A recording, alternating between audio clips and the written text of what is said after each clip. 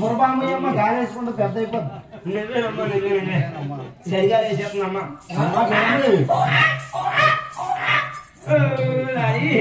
అమ్మా ఒకసారిగా పెదలకంతా ఏడువని వాడిని అడిగిందమ్మా.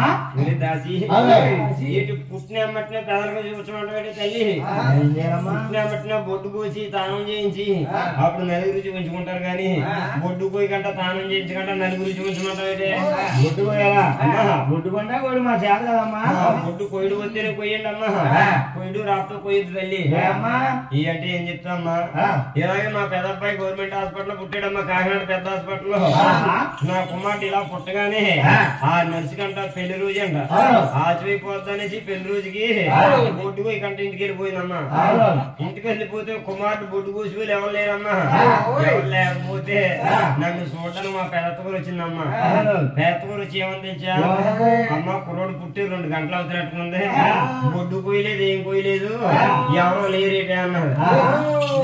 లేకపోవడం ఏంటమ్మా, ఇప్పుడు దాకా నర్సు ఇక్కడే ఉన్నది, బొడ్డు కోయి కంట ఇంటికి వెళ్ళిపోయింది, దానికి పెళ్లి రోజు ఆచమైపోద్ది అనేసి